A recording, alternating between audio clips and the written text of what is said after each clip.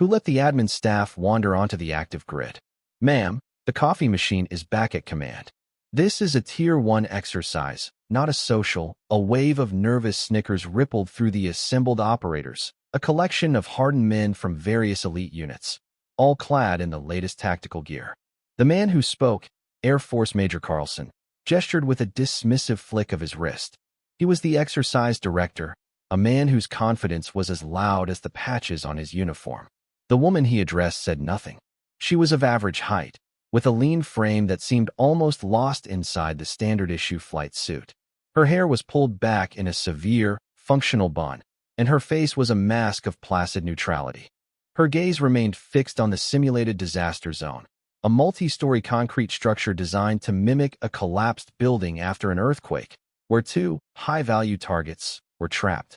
She offered no retort, no flicker of annoyance, no sign she had even registered the insult. Her silence was a vacuum in the noisy, arrogant atmosphere. But from the observation deck high above, Admiral Thornton leaned forward, his binoculars trained not on the preening major, but on the almost imperceptible way the woman's boots were planted on the asphalt. It wasn't the stance of a clerk or a support technician. It was a shooter's stance, balanced and rooted to the earth, a posture of coiled potential energy that spoke a language older and more profound than words. If you believe that true strength is found in silence and proven by action, type competence in the comments below. The condescension from Major Carlson continued, a relentless barrage of assumptions aimed at the silent woman. He paced before the assembled teams, using her as a negative example. See this?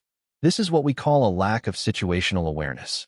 We have Green Berets, pararescuemen, Marine Raiders here, all ready to execute a complex extraction, and we have personnel wandering in from the finance department. This is a failure of base security, a failure of discipline. He clearly enjoyed the audience, his voice booming with self-importance. The woman, whose name tag simply read Reyes, continued her silent observation. Her hands, resting loosely at her sides, were not soft or manicured. They were scarred and calloused, the knuckles slightly swollen, the hands of someone who worked intimately with rope, metal, and consequence. She methodically scanned the target building, her eyes tracing lines of structural stress, potential entry points, and fields of fire with an unnerving, analytical calm.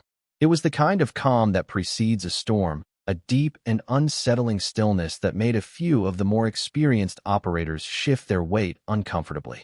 They had seen that look before, in places where mistakes were measured in blood.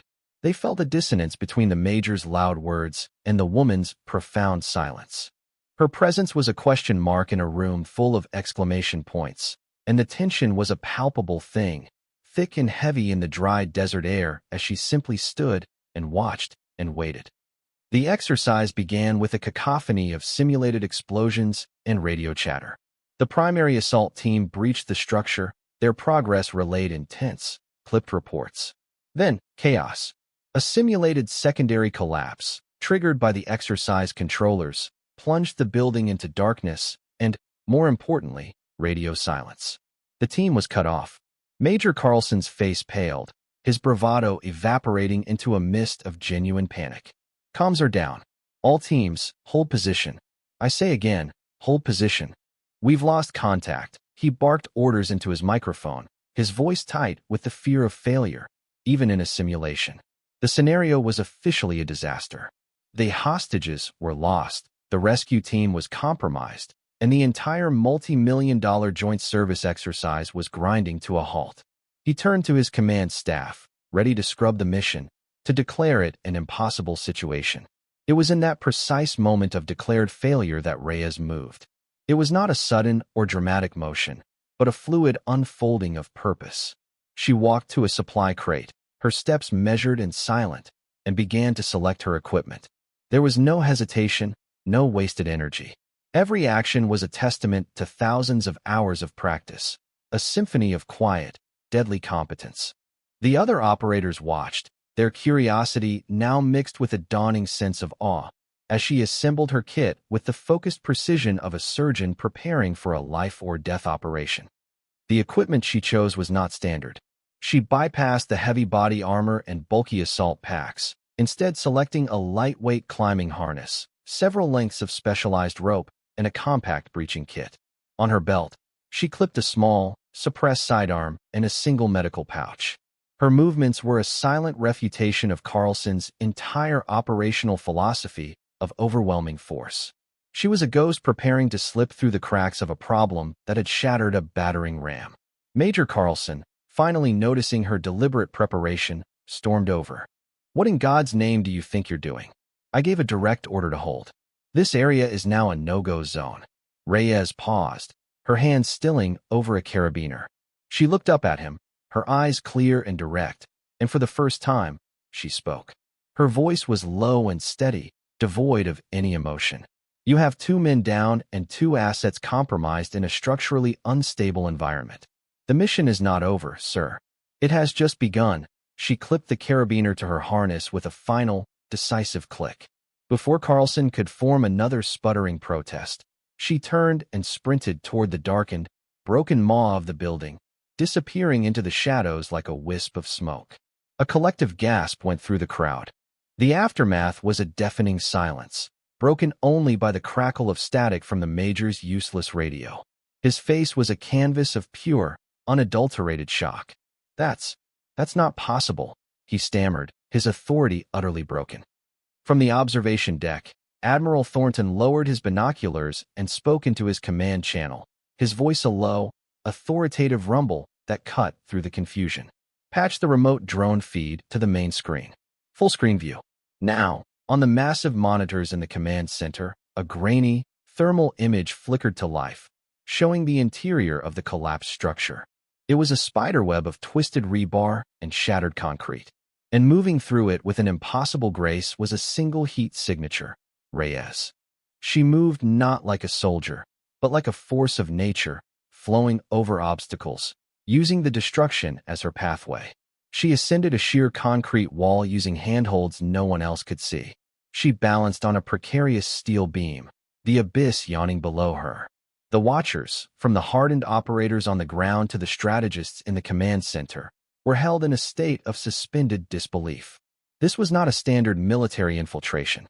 This was something else entirely, a display of physical and mental discipline that bordered on the supernatural. Her progress was a silent, lethal ballet, each movement calculated for maximum efficiency and minimum risk. She located the trapped assault team, stabilized the simulated injuries on one of the men, and secured the other to a rappelling line with a series of complex knots tied in complete darkness, all in under 90 seconds. Then, she moved on toward the objective, a lone beacon of competence in a landscape of failure.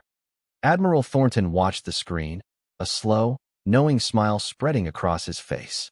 He had seen this before, years ago, in a dusty corner of the world he was forbidden to speak about. He turned to a subordinate. "Pull up the service record for Chief Warrant Officer 3 Anya Reyes, Naval Special Warfare Command. Read it to me." The young officer fumbled with his tablet, his eyes widening as the file loaded. He began to read, his voice trembling slightly with reverence. "Name, Reyes Anya. Rank, Chief Warrant Officer 3. Unit, Naval Special Warfare Development Group." A hush fell over the command center. He continued, his words like hammer blows against the anvil of Major Carlson's ignorance. "Combat deployments, 12. Classifications, all Tier 1. Medals, Silver Star with V for Valor, Bronze Star with Combat, V. 3 Purple Hearts." The list went on, a litany of heroism and sacrifice conducted in the shadows, far from the parade grounds and press conferences. On the screen, Reyes secured the 2 high-value targets, rigging a tandem rappel system from a damaged crane arm. With the rescued team and the assets in tow, she began her exfiltration just as effortlessly as she had entered. When she finally emerged from the building into the harsh sunlight, she did not look triumphant. She simply looked professional. Admiral Thornton walked onto the tarmac, his footsteps echoing in the stunned silence. He strode directly to Reyes, ignoring the disgraced Major Carlson. He stopped before her, drew himself to his full height, and rendered the sharpest, most formal salute of his 40-year career. "Well done, Chief," he said, his voice thick with a respect that transcended rank. The legend of that day spread through the Joint Service Base like a wildfire, whispered in chow halls, recounted in barracks, and analyzed in after-action reports. The story was always the same: how the loud, arrogant major had been silenced by the quietest woman on the base, how she had turned an unmitigated failure into a textbook success through sheer, undeniable competence. Major Carlson was not officially reprimanded, but his humiliation was a far more effective punishment.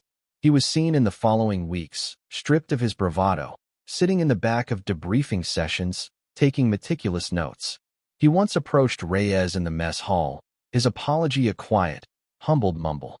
She simply nodded, accepting it without comment, her focus already on the next problem, the next mission. Her response was not one of forgiveness, but of professional acknowledgement.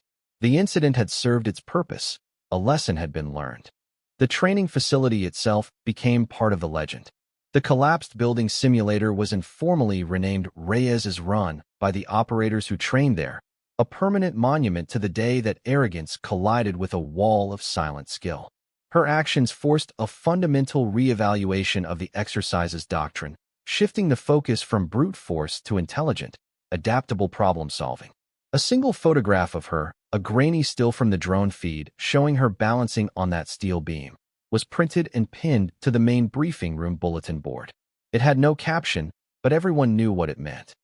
The impact of Chief Reyes's actions rippled outward, becoming more than just a story. It became a piece of institutional folklore. New recruits, arriving for their first joint service exercises, were taken to the bulletin board and shown the grainy photo. The instructor would point to the shadowy figure and tell them the story of the quiet Warren officer who did what entire teams of commandos could not. The tale became a parable about the dangers of assumption and the virtue of humility. It was a lesson in respecting the quiet professional, in understanding that true capability doesn't need to announce itself. The lesson was simple: look for the one who isn't talking. Watch the one who is observing. Trust the one whose hands are steady and whose eyes are calm. Major Carlson, to his credit, absorbed the lesson completely. He became a champion for inter-service respect, often using his own monumental error as a teaching point in his lectures at the War College. He spoke of the Reyes paradigm, the idea that the most valuable asset in any operation might be the one you're most likely to overlook. He taught his students to question their own biases, to look past the uniform, the rank, and the gender, and to see only the competence that lay beneath. He was a changed man, humbled and made wiser by the quiet woman who had said almost nothing at all. Years later, Admiral Thornton, now retired, was asked to give a speech to a graduating class of new naval officers. He didn't speak of grand strategies or famous battles. Instead, he told them the story of a dusty training ground, a failed exercise, and a quiet Chief Warrant officer. He spoke of her profound calm in the face of chaos, her methodical precision under pressure, and her absolute refusal to be defined by the ignorant assumptions of others. He told them that the most important weapon they would ever carry was not a rifle, but a quiet confidence in their own hard-won skills. He explained that respect is not a function of volume, but of value. Your legacy, he told the sea of young faces, will not be written in the orders you give, but in the problems you solve when everyone else has given up. It will be forged in the silence of intense focus, in the quiet competence that speaks louder than any boast. The story of Anya Reyes had become a foundational myth, a touchstone for a new generation of leaders, reminding them that the strongest voices are often the ones that don't need to be raised. Her actions that day were not for glory, not for recognition, but for the mission. That was the only validation she ever needed. True legacy isn't what you leave behind in a file or on a plaque. It's what continues forward in the actions and attitudes of those you inspire. It's the ripple effect of one person's unwavering commitment to excellence, a silent standard that elevates everyone around them.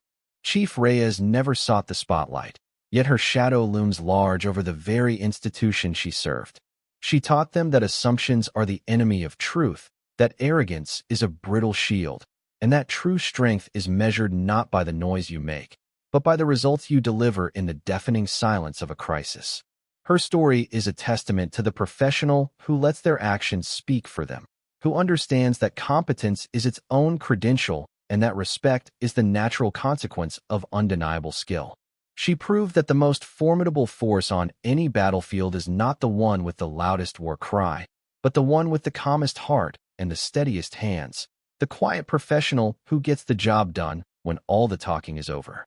For more stories where quiet professionalism triumphs over loud arrogance, and where a legacy of competence defines their worth, subscribe to Unknown Heroine Stories.